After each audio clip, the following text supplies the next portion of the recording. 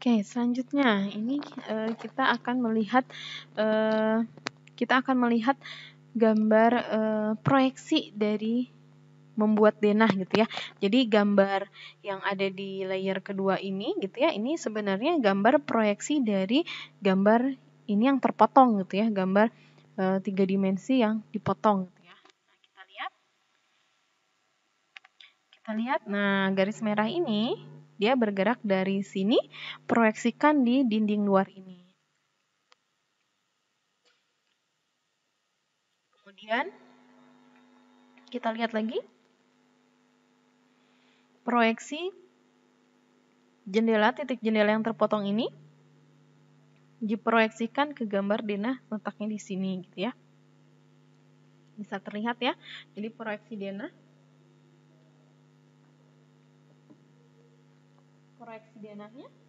yang bisa terlihat ya, proyeksi denahnya dari sini terpotong diproyeksikan di sini di gambar. Kemudian kita lihat lagi.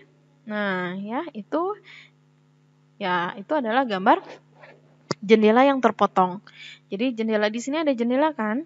Di sini ada jendela kan? Makanya digambarkan di sini. Tinggal diproyeksikan gitu ya. Garis titik-titik jendelanya ini diproyeksikan ke gambar denah. Kemudian kita lihat lagi. Nah, ya. Nah, yang ini juga dia diproyeksikan nih, garis sudut ini ya, dinding sudut ini diproyeksikan ke sini gitu ya. Kemudian, nah ini garis jendela yang terpotong juga diproyeksikan ke sini gitu ya. Semuanya merupakan hasil proyeksi. Tuh, ini kan ada jendela yang terpotong ya, digambarkan juga, harus digambarkan di sini gitu ya. Nah, ini juga dinding luarnya ya. Ini juga diproyeksikan ke sini, digambarkan gitu ya. Nah, ini juga semuanya diproyeksikan ya. Gambar yang terpotong ini diproyeksikan. Nah, dilihat yang ini. Nah, yang gambar luar ini gambar ini, dinding luar ini diproyeksikan ke atas. Nah, digambar jadi di sini gitu ya. Nah, ini jendela. Jendela juga dia ikut terpotong ya. Jadi di sini terlihat di denah gambar jendela ya, bukaan. Letak bukaannya. Nah, ini juga ya. Ya, nah kemudian ini juga dinding-dinding yang ini diproyeksikan semuanya ya. Untuk semua bagian-bagian yang terpotong ini harus diproyeksikan menjadi gambar denah. Gitu ya. Setiap titiknya itu diproyeksikan secara lurus gitu ya. Nah ini gambar-gambar proyeksinya, jadi hasil gambarnya seperti itu gitu ya. Nah ini juga diproyeksikan ya untuk menggambar jendela ya, letak jendela di sini ada jendela terpotong nih, berarti di denah harus digambarkan gitu ya, diproyeksikan. Ini dinding luarnya yang terpotong, yang tergambar, ini juga dinding luarnya yang tergambar. Ini kolom ya, kolomnya yang hijau, kolom luarnya. Nah, kolom luarnya juga yang satunya lagi harus tergambarkan di denah. Nah, ini kolom teras ya, kolom terasnya dan kolom atap ya. Ini kolom atap. Ini kolom atap juga digambarkan ya, dia diproyeksikan. Nah, ya. Itu ada kolom atapnya gitu ya, diproyeksikan. Seperti itu. Jadi gambar denah itu merupakan gambar proyeksi 1 meter dari lantai dasar ya. Dari bangunan lantai dasar yang dipotong secara horizontal. Yang kita lihat dari 1 meter ke bawah, 1 meter ke bawah. Yang 1 meter ke atas itu buang aja, delete aja, nggak perlu kita lihat gitu ya. Seperti itu. Nah, kemudian untuk penggambarannya seperti apa kalau dalam sebuah denah, membuat denah ya. Nah, dinding itu lebarnya berapa? Kalau kita menggunakan dinding bata itu lebarnya adalah 15 cm gitu ya. Lebar untuk dinding bata yang tergambar gitu ya, itu 15 cm. Nah, untuk dinding yang terpotong untuk skalanya 1:50 perlu digambarkan dengan arsirannya ya, ada arsirannya seperti ini. digambar arsirannya, karena 1:50 itu cukup besar ya. Jadi kalau kita membuat lebar dinding gitu ya, kita gambarkan skala 1:50, lebar dindingnya itu jadi 3 mili ya, menjadi 3 mili. Jadi itu bisa diarsir ya, bisa diarsir.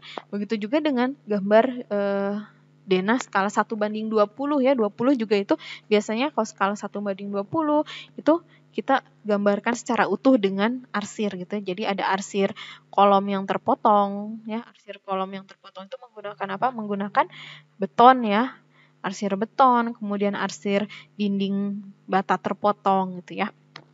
Nah, komposisinya ada apa saja dalam sebuah dinding yang akan kalian gambarkan? Itu ada kolom praktis ya. Kolom praktis itu adalah kolom untuk mengikat antar dinding gitu ya. Jadi pertemuan dinding ketemu dinding itu harus ada kolom praktis gitu ya. Nah, kolom praktis itu biasanya ukurannya sama dengan dinding ya, 15 x 15 cm. Kemudian ada arsiran dinding bata terpotong ya.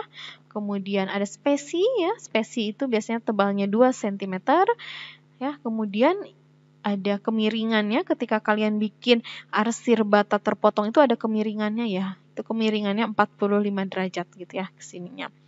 Nah, kemudian di sini ada garis apa yang membedakan garis tebal dengan garis tipis. Garis tebal itu artinya adalah garis yang terpotong. Ya. Garis yang terpotong itu garisnya tebal, sedangkan garis yang tipis itu yang tidak terpotong gitu ya. Kalau dalam sebuah satu gambar denah. Nah, kalau membuat gambar potongan dinding yang tebal itu usahakan dinding dalamnya yang terpotong gitu ya. Ini dinding dalamnya yang terpotong gitu ya. Nah, ini ada spesinya itu 2 cm seperti itu. Ya, ini untuk skala 1:50 untuk penggambaran skala 1:50 ya. Jadi cukup besar ya, cukup lebar gitu digambarkannya menjadi 3 mili ya untuk lebar dindingnya kalau skala 1:50. Jadi bisa digambarkan dengan arsirannya seperti itu.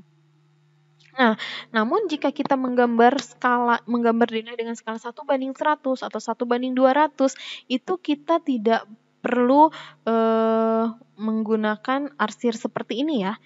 Kita ada cara lain untuk mengarsir yang lebih tepat gitu ya, untuk membuat gambar denah yang skalanya lebih kecil ya, 1:100 atau 200 atau 500 itu ada kaidahnya juga gitu ya dalam menggambarkan. Kita lihat kaidahnya seperti apa. Nah, ini kalau menggunakan skala 1:200 atau skala 1:100 gitu ya dan seterusnya, itu kita gunakan solid void aja. Jadi mana yang diarsir penuh solid, mana yang dibiarkan saja putih gitu ya, seperti ini. Contohnya misalkan ada dinding terpotong ya. Kita menggunakan skala 1:200. Nah, yang kita arsir hitam itu boleh dinding terpotongnya, boleh juga kolomnya. Namun, itu harus ada perbedaannya. Kalau misalkan mau kalian pilih dinding yang terpotongnya kalian warna solid, berarti yang kolomnya ini kalian biarkan saja menjadi warna putih atau voidnya ya.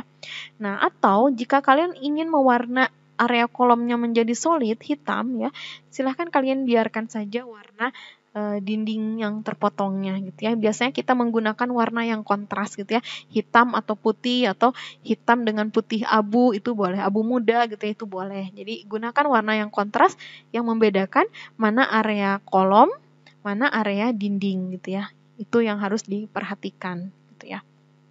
Nah, kemudian untuk pengukurannya di sini kalian harus hati-hati ketika membuat denah. Untuk membuat denah itu ada dimensi yang harus kalian patuhi aturannya.